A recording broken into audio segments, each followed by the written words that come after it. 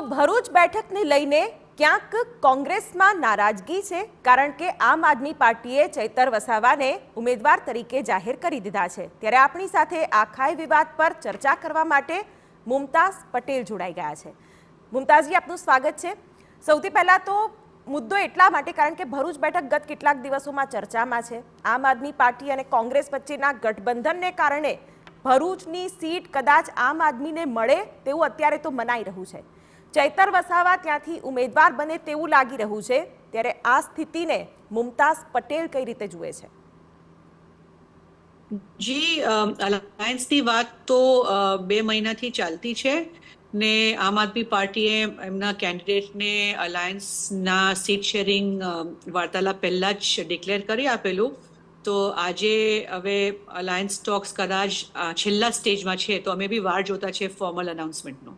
બિલકુલ મુમતાઝજી, જે પ્રદેશ પ્રમુખ છે તમારા શક્તિસિંહ, તેઓ પણ કહી રહ્યા છે કે આ અંગેનો અંતિમ નિર્ણય હાઈકમાન્ડના હાથમાં હશે અને હાઈકમાન્ડનો નિર્ણય જ શિરોમાન્ય રહેશે।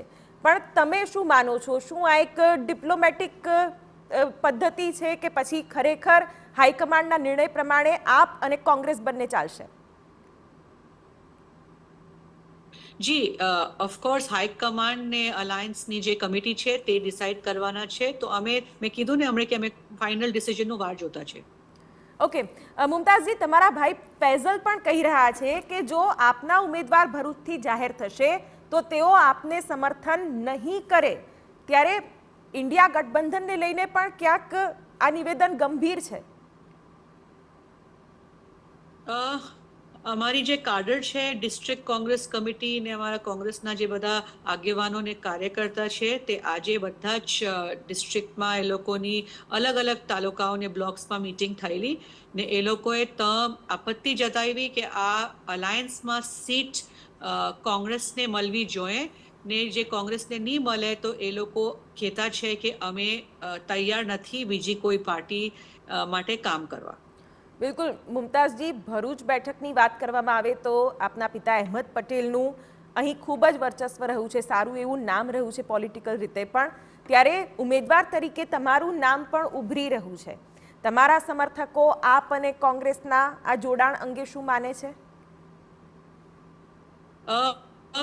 લોકો નારાજ છે ને લોકો પેનિકમાં છે। કદાચ આપણા પરિવારથી એક અપેક્ષા હતી કે આ ભરૂચ બેઠક છે, અહેમદ પટેલ થી નામ જોડાયેલું છે, તો એટલે આ સીટ કદાચ નહીં જશે અલાયન્સમાં। તો આજે બધા જરાક બહુ જ માયુસ છે, ડિમોરલાઇઝ છે, ડિમોટિવેટેડ છે, પણ અમારી ફરજ બનતી છે કે અમે અમારા કાડર સાથે ઊભા રહે। મુમતાઝજી, તમારું પોતાનું મોટું નામ છે, તમે તમારા પિતાનો પણ ઉલ્લેખ કર્યો। તમે તો રાહુલ ગાંધીને પણ વિનંતી કરી શકો છો, હાઈકમાન્ડને પણ રજૂઆત કરી શકો છો કે આ મુદ્દે ફેર વિચારણા કરવામાં આવે। ત્યારે આગામી દિવસોમાં શું આવો કોઈ વિચાર તમે કરશો? જી, બધા સાથે ટચમાં છે, પણ આ અલાયન્સ એક મોટા સ્તર પર અલાયન્સની વાત ચાલતી છે ને ઇન્ડિયા અલાયન્સનું ગઠબંધન થયેલું લોકતંત્રને બચાવવા માટે, ભાજપ સામે લડવા માટે।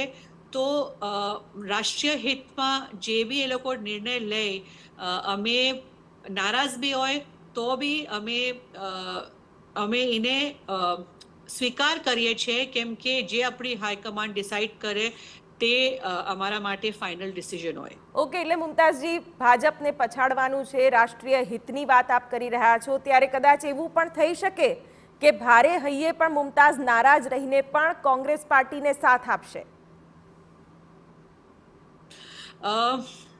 નારાજગી છે કાડરની બી, અમારી બી, બધાની। પણ અલાયન્સ જે ડિસાઇડ થાય તે પછીની વાત છે, આપણે ફાઇનલ નિર્ણયની વાર જોઈએ। ઓકે, તમે રાહુલ ગાંધીની ભારત જોડો યાત્રામાં સક્રિય હતા, એક મોટા નેતા તરીકે તમે ઉભરી રહ્યા છો। ત્યારે ગુજરાતમાં કોંગ્રેસ માટે સ્થિતિ અત્યારે ખૂબ જ સંઘર્ષવાળી છે। તેવામાં કઈ રીતે સર્વાઈવલ કોંગ્રેસ માટે થઈ શકશે? સ્થિતિ તો બધા માટે જ ટફ છે। આજે દેશની સ્થિતિ ટફ છે, પરિસ્થિતિ ગંભીર છે, લોકોની સમસ્યાઓ બહુ છે, લોકતંત્ર અમે કહેતા છે ખતરામાં છે. અમે ઉમ્મીદ રાખતા છે કે લોકોને આ વાત હવે સમજ પડે ને લોકો મોટી તાકાતમાં આ ભાજપની સરકારને હરાવવામાં આપણા ઇન્ડિયા અલાયન્સના ગઠબંધનને વોટ કરે. ઓકે મુમતાઝજી, 2024માં ચૂંટણીમાં મુમતાઝ પટેલનો રોલ શું રહેશે? ચૂંટણી લડશો કે નહીં? શું હશે ભવિષ્ય? કેવી રીતની રાજકીય કારકિર્દી તમે વિચારી રહ્યા છો? ચુનાવ લડવાનું કે નહીં લડવાનું તે તો હાઈકમાન્ડ તય કરે. અમે કોંગ્રેસ પરિવારના કાર્યકર્તા છે ને કોંગ્રેસને મજબૂત કરવા માટે આપણાથી જે પ્રયાસ થાય તે અમે કરવાના છે આગાડી બી. બિલકુલ મુમતાઝજી, TV9 સાથે વાત કરવા બદલ આપનો આભાર. તો મુમતાઝ પટેલ, અહેમદ પટેલના પુત્રી, તેઓએ આવનારી ચૂંટણી વિશે, આ સાથે ભરૂચ બેઠકને લઈને જે પણ વિવાદ છે, આમ આદમી પાર્ટીને લઈને કોંગ્રેસમાં કઈ રીતનો અભિપ્રાય પ્રવર્તી રહ્યો છે ઉમેદવારીને લઈને, તે વિશે પણ તેઓએ વાત કરી. ત્યારે ભરૂચમાં આપના ઉમેદવાર તરીકે ચૈતર વસાવાને જાહેર કરી દેવામાં આવ્યા છે. તેની વચ્ચે એક તરફથી આપમાં નિવેદન સામે આવ્યું છે કે ઇન્ડિયા ગઠબંધનથી ચૂંટણી લડીશું, બીજી તરફ ક્યાંક કોંગ્રેસમાં નારાજગીના